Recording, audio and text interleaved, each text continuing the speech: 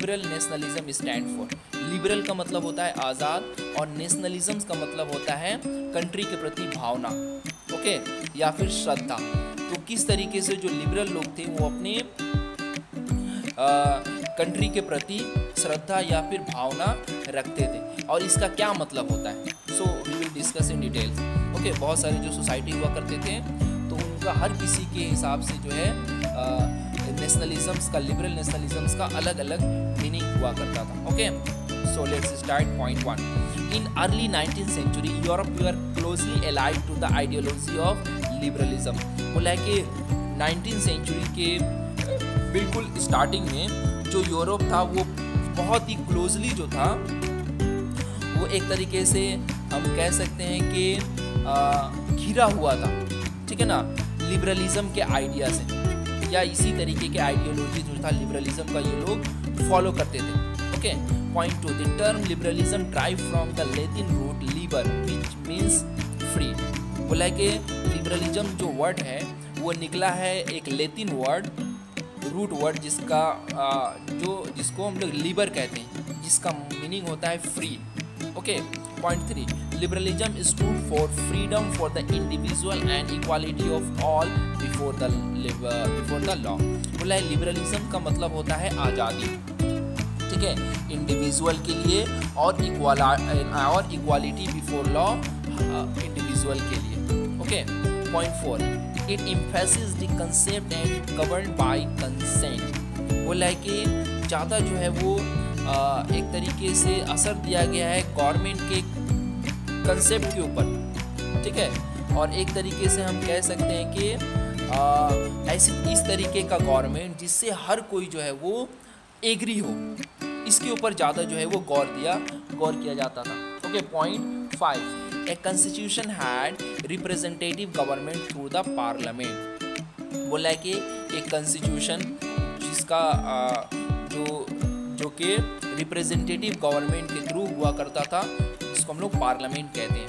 Point 6, the right to vote and to get elected was generated exclusively to the property owning man। बोल रहा है कि right to vote होना चाहिए था, और जो हमारे प्रॉपर्टी ओइंग मैन है, ओके, उन लोगों को भी हम कह सकते हैं कि वोट देने का राइट होना चाहिए। Okay, point 7, men without property and all the womens were excluded from the political right.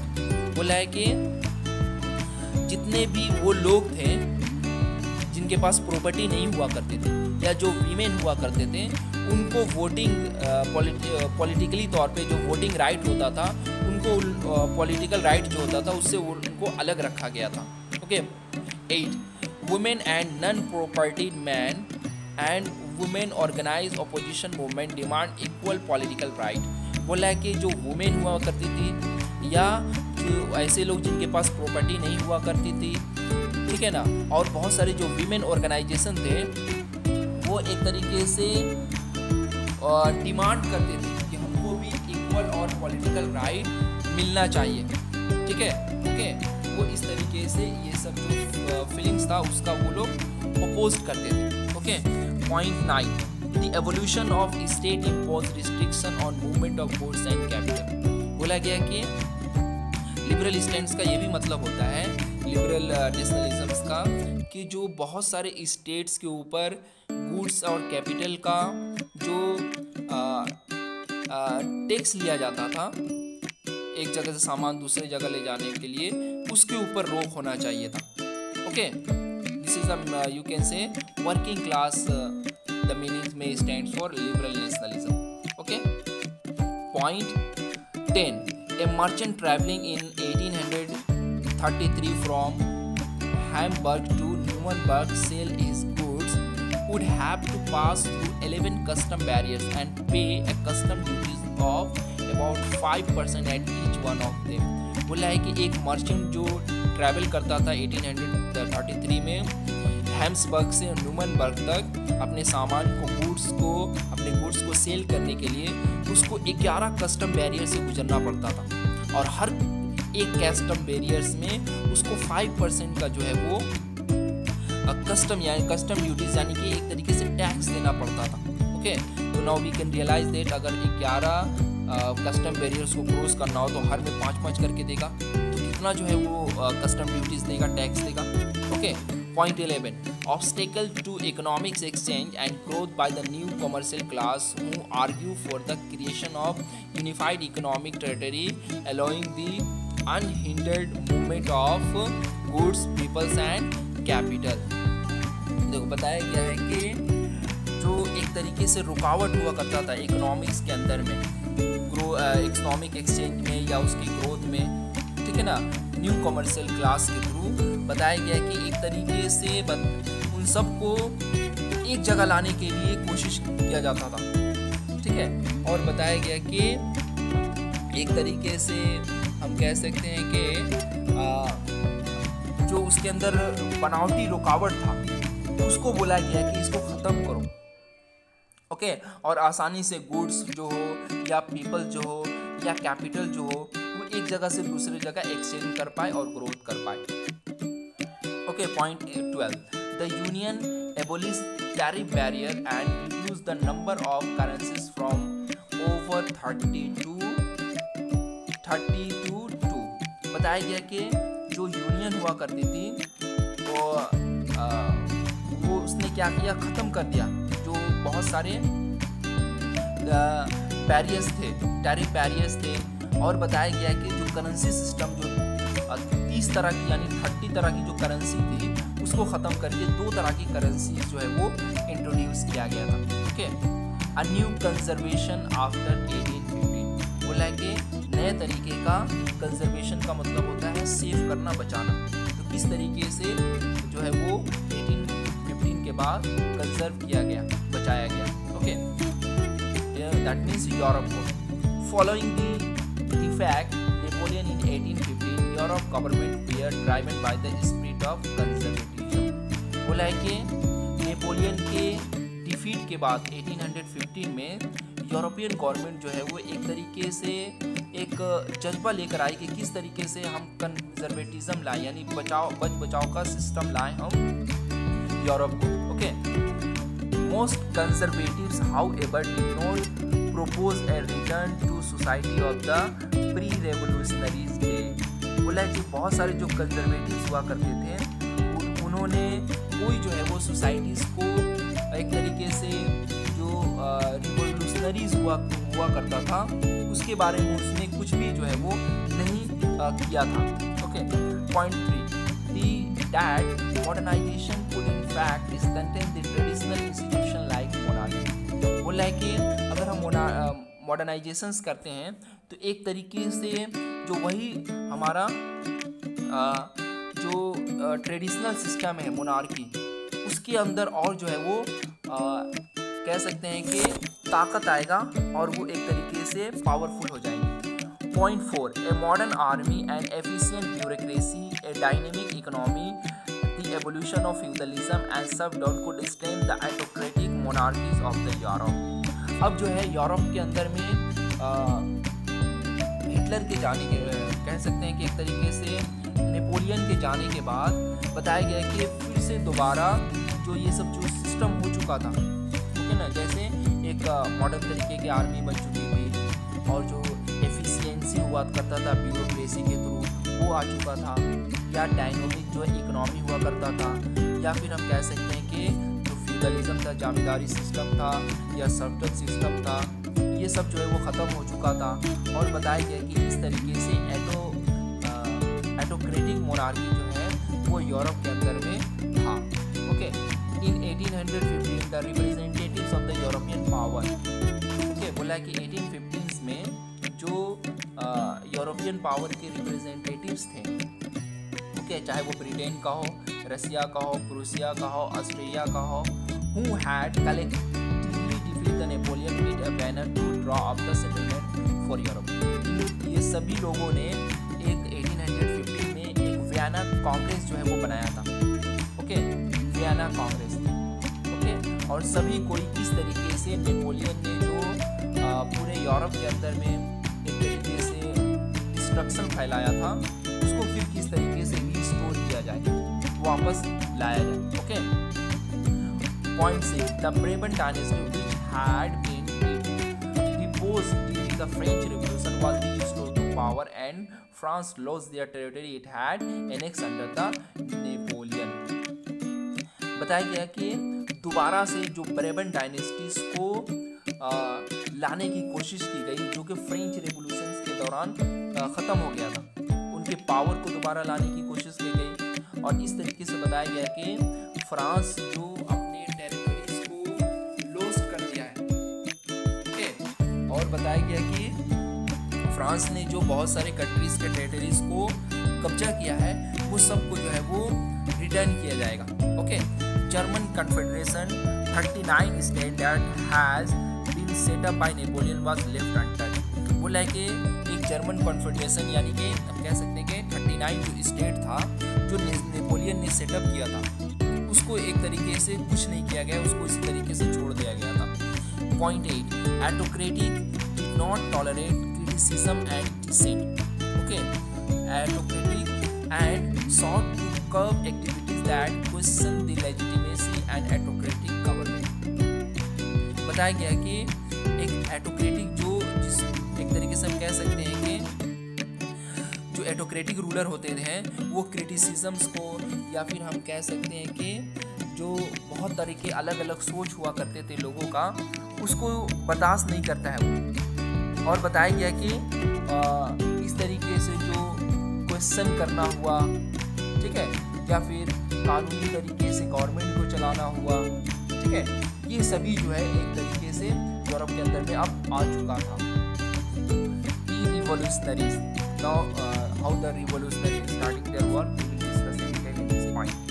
Okay, point 1, during the years following 1815 a fear of the repression dropped many liberal nationalism underground। तो बताया जा रहा है कि 1815 में जो फिर से मोनार्की सिस्टम आया है, वो फिर से कहीं जो है वो वही सिस्टम ना ले जो कि फ्रेंच रेवोल्यूशन से पहले हुआ करता था। ठीक है, तो बहुत सारे जो लिबरल नेशनलिस्ट थे वो अंडरग्राउंड तरीके से अपने काम को करते थे। ओके, ये इसका मतलब है कि ये लोग मोनार्की के अगेंस्ट में थे। Okay, point 2, revolutionary at this time mean a commitment to oppose the monarchical forms and fight for the liberty and freedom. जो रिवोल्यूशनरी होते थे वो बहुत सारे इनके ऊपर बहुत सारी बातें बोला करते थे, उनके अगेंस्ट में रहा करते थे मोनार्की फॉर्म्स का। और बताया गया कि वो लोग लिबर्टी के लिए हमेशा जो है वो लड़ते थे और आज़ादी के लिए हमेशा वो लोग लड़ते थे। Okay, point 3, Giuseppe Mazzini born in Genoa in 1807 become a member of secret society of the Carbonari. बोला गया कि ये एक सीक्रेट सोसाइटी जो है यूरोप के अंदर में बनाया गया केसीपी मैजनी के लीडरशिप में। ठीक है, और बताया गया कि इसका नाम था कार्बोनेरीज। ओके, ये छुप कर क्या करती थी, एक तरीके से हम कह सकते थे सीक्रेट सोसाइटी जो कि मोनार्की गवर्नमेंट का मुखालफत करती थी, उनके अगेंस्ट में रहती थी। Point 4, he was sent to exile in 1831 for attempting a revolution in Liguria. बोला गया कि इनको कंट्री से बाहर भेज दिया गया था केसीपी मैजनी को, क्योंकि इसने 1831 में ये कोशिश की थी कि रिवोल्यूशन किया जाए लिगुरिया के अंदर में। Okay, point 5, Mazzini believe that God had intended nation to be natural units of mankind. Mazzini ये मानता था कि गॉड ने जो है ये हर तरीके ये नेशन बनाया है और ये मेन काइंड्स का एक तरीके से नेचुरल इन्वायरमेंट है या नेचुरल माहौल है जिसमें हम लोग रहते हैं। Okay, point 6, secret societies were set up in Germany, France, Switzerland and Poland. बताया गया कि जिस तरीके से कार्बोनेरीज बनाया गया उसी तरीके से और भी बहुत सारे यूरोप के अंदर में जर्मनी, फ्रांस, स्विट्जरलैंड, पोलैंड के अंदर में सीक्रेट सोसाइटीज बनाया गया था। Point 7, Metternich describe as a most dangerous enemy of our social order. बोला है कि मेटरनिक ने इसे बताया था कि ये हमारे सोसाइटीज़ के लिए सबसे ज़्यादा जो है वो खतरनाक और डेंजरस है, ओके, डेंजरस दुश्मन है, okay. Point, now we are moving to the other point. The age of revolution 1830 और 1848। बताया गया कि जब यूरोप के अंदर में monarchy system, specially in the France में जब ब्रेवन डायनेस्टीज आ गया तो रेवोल्यूशन स्टार्ट हुआ। बताया गया कि 1830 से 1840 से एक रेवोल्यूशन का दौर चलने लगा, ठीक है, जिसको हम लोग डिटेल्स में इस चैप्टर्स में पढ़ेंगे, इस पॉइंट्स में या इस पैराग्राफ में पढ़ेंगे। Point 1, as conservatives design tried to consolidate their power, liberalism and nationalism came to be increasingly associated with revolution in many regions of Europe, such as Italian and German states, provinces of Ottoman Empire, Ireland and Holland। बोल रहा है कि जो conservatism हुआ करते थे वो अपने पावर को फिर से लाना चाहते थे, ठीक है, लिबरलिज्म को लाना चाहते थे, अपनी आज़ादी जो बन होता था उनको लाना चाहते थे, और इस तरीके से जो नेशनलिज्म होता था उसको वो लोग बढ़ावा देना चाहते थे रेवोल्यूशन के साथ। रेवोल्यूशन करने के बाद यूरोप के बहुत सारे जो एरियाज थे, जैसे इटालियन या फिर जर्मन स्टेट्स हुआ करते थे, ठीक है, या प्रोविंशियल या ऑटोमन एम्पायर हुआ करते थे, या आयरलैंड या पोलैंड, ये सभी जगह में ये लोग क्या करते थे, रेवोल्यूशन के थ्रू नेशनलिज्म फीलिंग्स को लाने की कोशिश करते थे, conservatism, okay. Point 2, when the French slave Metternich once remark the rest of the Europe catches cold, okay. एक बार मेटरनिक ने कहा था कि जब फ्रांस जीतता भी है तो पूरे यूरोप को सर्दी जुकाम हो जाता है, okay. Point 3, an event that mobilized nationalist feeling among the educated elite across the Europe was Greek War of Independence। बोला कि एक तरीके से जो नेशनलिज्म फीलिंग्स को एक जगह से दूसरी जगह ले गया यूरोप के अंदर में, जो एजुकेटेड मिडिल क्लास के लोग होते थे या एजुकेटेड लोग होते हैं उनके अंदर में, वो था Greek war of independence, okay. Point 4, Greece had been the part of the Ottoman Empire since the 15th century, okay। बोला कि जो ग्रीस था वो ऑटोमन एम्पायर का एक पार्ट हुआ करता था लास्ट 15 सेंचुरीज तक, okay. Point 5, Greeks living in the exile and also from many west European who had sympathise for ancient Greek culture. बोला है कि जो बहुत सारे जो ग्रीक होते थे वो लोग अपने कंट्री से बाहर रहते थे, ठीक है, और जो बताए गए बहुत सारे जो वेस्ट यूरोप के वेस्ट पार्ट में रहते थे ग्रीक्स लोग, तो एक तरीके से अपनी जो ग्रीक कल्चर था उसके प्रति अपनी जो है वो हमदर्दी रखते थे, okay. Now we are moving toward the other point, the romantic imagination and national feeling. Romantic imagination, इसका इसमें हम लोग पढ़ेंगे कि जो नेशनलिज्म का आइडिया है उसको रेवोल्यूशन के थ्रू ही नहीं बल्कि और भी बहुत सारे वे के थ्रू यूरोप में फैलाया गया, ठीक है, तो और किस तरीके से फैलाया गया वो हम लोग पढ़ेंगे इस पैराग्राफ में। Point 1, the development of nationalism did not come about only through Wars and the territorial expansion. बोल रहा है कि जो नेशनलिज्म का फीलिंग था वो इस तरीके से नहीं बढ़ा यूरोप के अंदर में कि कब्जा किया जाए दूसरे कंट्रीज के ऊपर, या हम कह सकते हैं कि वार किया जाए दूसरे कंट्री से, okay. Point 2, culture played an important role in creating the idea of nationalism, art and poetry, stories, music help express and shape the nationalist feeling. बोला है कि कल्चर ने बहुत अहम रोल प्ले किया था, ठीक है, नेशनलिज्म के फीलिंग्स को बढ़ावा देने में। जैसे बताया गया कि बहुत सारे लोग आर्टिस्ट आर्ट के थ्रू नेशनलिज्म फीलिंग्स को लाते थे, पोएट जो थे वो पोएट्री लिखते थे, बहुत सारी स्टोरीज लिखा जाता था, बहुत सारे म्यूजिक्स जो है वो बजाया जाता था, सॉन्ग बजाया जाता था, और इस तरीके से बताया गया कि यूरोप के अंदर में नेशनलिज्म फीलिंग्स को बढ़ावा दिया जाता था, okay. Let us look at the point 3, let us look at a romanticism, a culture movement which sought to develop a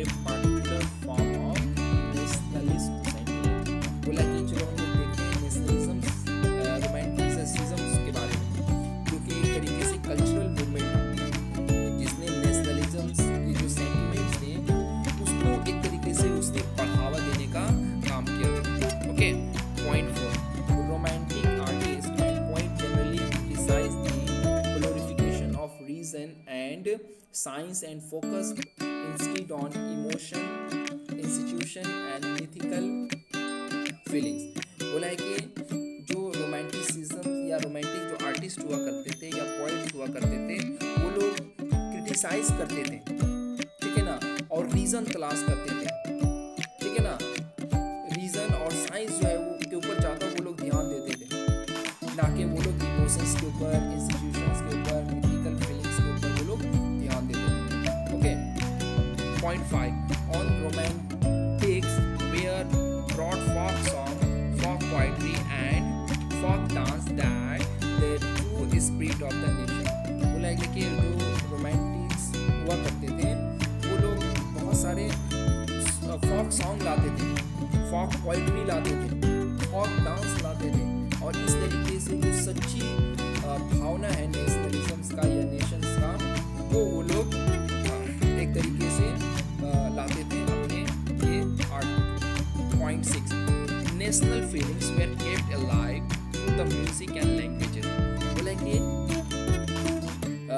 national जो फीलिंग्स हुआ करता था उसको म्यूजिक और लैंग्वेज के थ्रू जो है वो जिंदा रखा जाता था। Okay, point 7 Carol Kaspisky celebrated the national struggle through his operas and music, turning folk dances like the Polonaise and Majuka into the nationalist symbol।